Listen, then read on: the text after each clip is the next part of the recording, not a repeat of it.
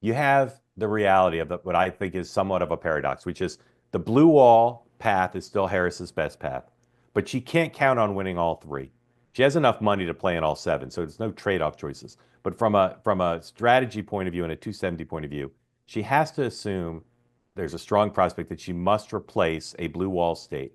And replacing a blue wall state requires more than one of the four Sunbelt states. You need two Sunbelt states, right, to replace Pennsylvania. So so that's why they need to play in both. So the question is Harris best off, Dan, really just trying to win the three blue wall states? And to the extent she needs to make choices, particularly about her time, she's focused on blue wall, or is this scenario just as likely, maybe, that she's got to replace at least Pennsylvania, and therefore she's got to have a Sun Belt backup?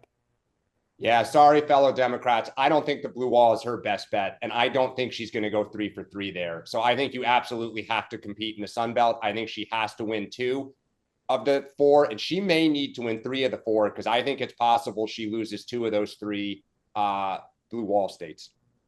Yeah, look, remember, all blue wall states aren't created equal either, right? You think about how big Pennsylvania and 19 electoral votes are. That's a big, big prize. If I were her, and again, it's obvious they took my advice yesterday on the Bret Baier interview. I would focus on North Carolina. I think there's concerns enough about Western North Carolina post-storm. Driving up your Charlotte vote might seem a smart move to play the odds that just by circumstance, unfortunate circumstance, you're going to have a problem. Trump's going to have a problem in Western North Carolina. I would focus, number one, on North Carolina. And then two, I do think that there's a reason they're spending a lot of time in Georgia. You drive up the black vote, you drive up the suburban female vote outside of, Atlanta in particular. I think those would be your smart plays. I say that because if I were them, I'd say screw it on Arizona. It's a lot to travel to. Put some surrogates there, keep it in play. But I would shift all your resources and keep your playing field tighter. But Sean, they also think they may win Nevada. So I think it's just like a bet. Oh, I do. I mean, yeah. But they're in the neighborhood, so they stop in Arizona. Yeah, fair enough. But I'm just saying, I actually think of all the 7, Nevada's the toughest one for us. So, so that being said, again, it's 6 electoral votes. So, when you talk about prizes, I can do a map a million times with Trump getting to 270 that doesn't even, with Nevada not having. But if she were to win North Carolina, Georgia, and Nevada, she could lose Pennsylvania and Michigan. Can I make one, Mark? I just want, for the record, one point here. I am concerned on our side that we are not paying enough attention to Nebraska too. There's obviously a lot of concerns about Deb Fischer's race in Nebraska. And I think because you have to double up on her, you might as well really double down. And this to me, if we end up in a 270, 268 race, I think there's a lot of people that are going to say, why did we put 4 staffers in Nebraska too? And that was it.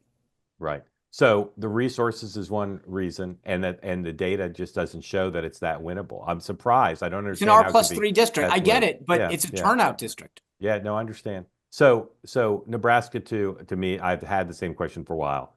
In terms of just 2 other points. One is the electoral college map is different. It's not going to expand. In past cycles, there's been talk of expansion at the last minute, tempted to go into Texas or tempted to go into Minnesota. That's not going to happen. And then there's also not going to contract. But the 2 Western states are in a different category, because I think there's a fair amount of consensus now that Arizona is his best state and the Silver State is his worst state, right? So they're at the 2 polar ends, and it is an extraordinary time commitment to go out there.